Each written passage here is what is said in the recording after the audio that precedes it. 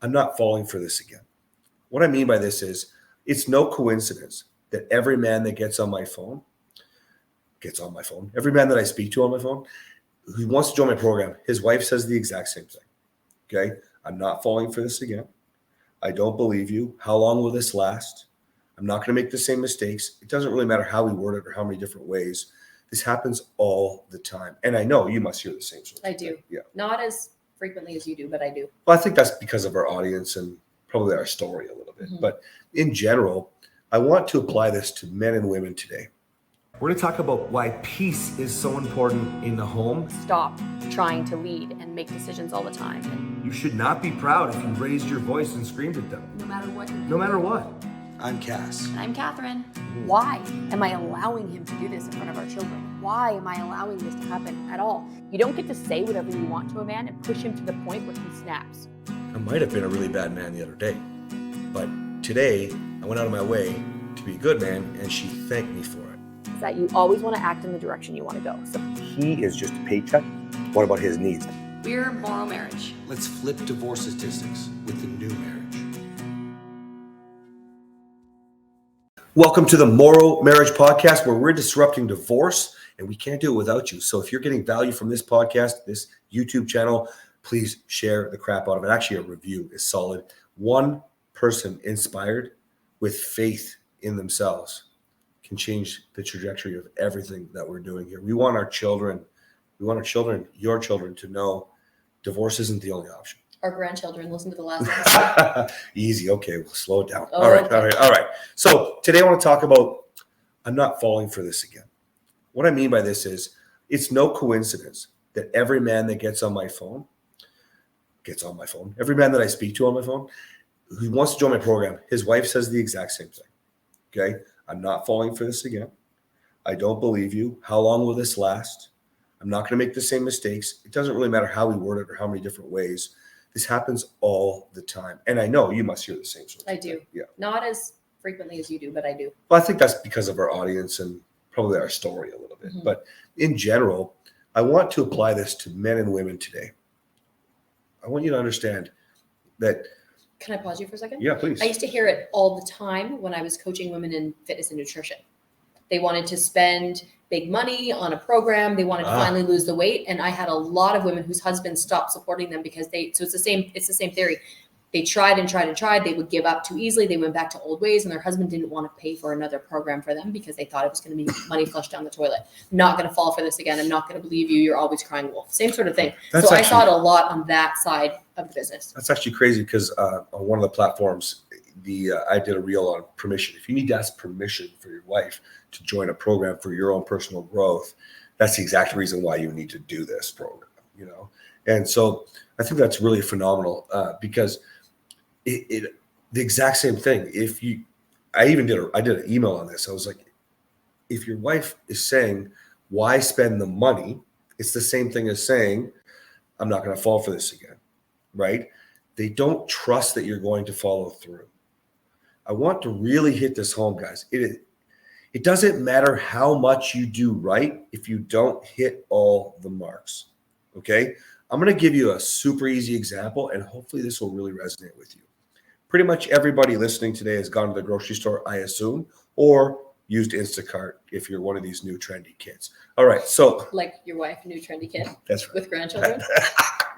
That's right. So what is it like when you're getting all the ingredients for the dinner for the party, but you miss the actual meat, or you miss whatever, that perfect seasoning or herb that you need to put on there to make that analogy, or to make that analogy, to make your dinner perfect, right? In this analogy, I hope you understand, if you're not showing up with all the pieces, why would your partner believe anything that you're doing? It's such a good analogy, especially if anybody out there is a baker. I'm not a baker, but if you don't put, I don't know what it is, baking soda, baking powder, there's something that you put in, and if you don't put it in there, what you cook it stays flat. It's like, it's not even a cake. It's like a yeast. pancake. Is that yeast? No, that's for bread. Okay. Yeah, for bread. So Yeah. like one little ingredient can completely ruin the meal. That's what I'll give you a better example for growth and for rising. Like, the one ingredient for me to grow and rise is my wife.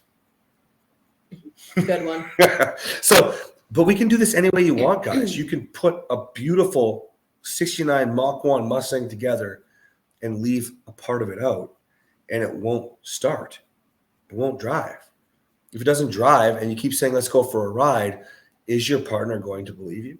So sometimes, guys, it's not that you're not trying. I really want you to understand this. I know from the amount of men that have been on calls that you've tried. I guarantee you've heard the same thing from that woman on my social media. So you must have heard. She's nodding her head if you're listening on the podcast. Like, it's many, many people try so damn hard.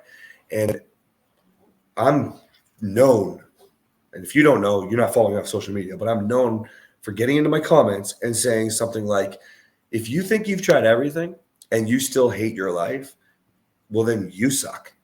That's really what I mean. Like, you haven't tried everything, because if you have contempt and you're leaving, you haven't figured it out yet. If you're staying and you're not happy, you're coasting, you haven't figured it out yet. And if you just feel lost all the time, no matter what you try, you haven't tried everything, because you can't even make a decision. It's not about finances, why you can't leave. It's not about the fact that she's the one and I should just stop. Go back to episode 76 where I talked about striving for perfection. Mm-hmm. If you have one ingredient missing, or you're not trying as hard as you could, then you're not going to get the end result that you want. That's right. I want to validate you. For those of you who are listening to this podcast, you are the rare in the world. Business coaching, personal trainers, relationship coaches, they're not getting all the people. We're not hitting them all.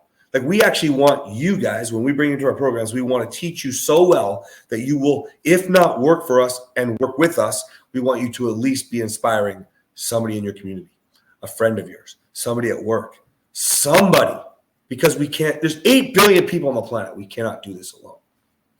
You guys are the rare. If you're listening to podcasts, you're probably people that would read a book at some point, or have tried a course, watch YouTube, at least scroll through social media with some sort of discernment to go, I'm not listening to that. Because you want more. Podcast listeners typically want more. If that's you, I applaud you. But I want to stop right there, because that's dangerously close to a couple episodes ago, the positive, neutral, negative, dangerously close to being neutral. Because you start to go negative, because neutral is negative. You're trying really hard. You start to pat yourself on the back, and your partner says, I'm not going to believe you. And you said, I'm trying so hard. I have so many reels that go viral. It is frustrating when your wife doesn't believe you. That hook gets people, but not men. Some men will call and join the program after that, but women go, yeah, because they hear the rest of the message, which is, you're not fucking finishing it. You're not following through. You might be trying as hard as you can, but you're not actually following through if you're not doing everything that you can. You know what I mean? Mm-hmm. I know exactly what you mean. Give us something. Give us your thoughts right now. Whew, well, I don't really have any thoughts on this. You explained it perfectly. I think that when your partner says, I think that what stands out to me, though, is when your partner says, I'm not falling for this again, what do? You get defensive. You defend everything that you're doing, and you just basically prove to your partner that you don't have the capability to move forward, because you're not reflecting. You're not willing to look within. You're not willing to take accountability. You're not willing to take responsibility. You're acting in the exact way that your partner expects you to when they say, I'm not falling for this again. Now, if they say those words, I'm not falling for this again, they should also be reflecting, because that's a little bit contemptuous. The I'm not falling for this insinuates that you're lying. That's right. And so there's a little bit of contempt there, especially looking at body language, facial expressions, tone, all those sorts of things. So it's minor contempt unless you add in the body language, the tone, the facial expressions, those sort of things. But so when you're faced with contempt, one of the things that you'll need to show your partner is that you can respond without defensiveness. When you're faced with contempt, criticism, judgment, anything, any sort of attack or any perceived attack, you need to respond with responsibility and accountability. Is there a shred of truth in what your partner is saying? Find that shred and acknowledge it. That will be a game changer. Even that one piece of advice can help your partner to see that there's nothing to fall for. It's true. You are going to move forward. You have the tools. You're willing to use them. You have the skills. And if you don't, you'll learn them. And then there's nothing to fall for, because you're actually going to implement what it is that you're saying it, you're going to implement. That's beautiful. And see, do you guys notice that? What she did was she tied it into what you usually get sucked into, right? Which is follow through. And I don't mean sucked in a bad way. You should be following through. Of course, your partner's not going to trust you and believe you. If I say I'm not going to yell anymore and then I called her a fucking bitch screaming, well, obviously I didn't follow through.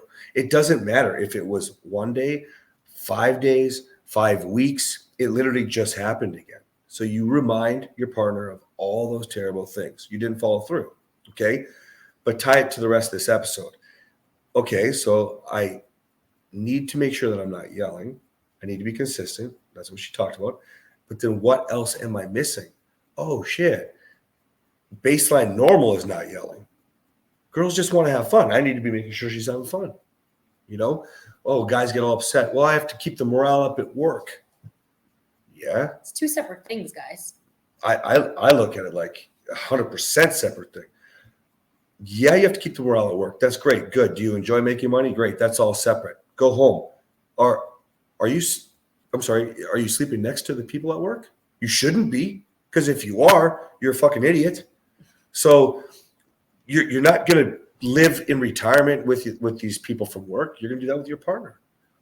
You want a long-standing Christmas after Christmas with your kids and the grandchildren that she keeps bringing up here. It's like, if you want all that, the morale at home is more important. Well, all of that is way higher than not yelling. You might be following through on the things that you're learning. And if you are, I'm going to go back to being damn proud of you. I didn't say it earlier. I'm damn proud of you. You're on here, you're listening, and you're trying to do more. Now, what else are you missing? It doesn't have to be us. Find somebody that you resonate with, somebody that you can afford, somebody that you can trust when you are feeling shit and in the low. And you just latch onto them or the skills that you're learning from them, and you move it forward. That's it. And the consistency of all of that is when they start to trust you again. Fair? Fair. All right. Go get your life. Don't forget the baking powder.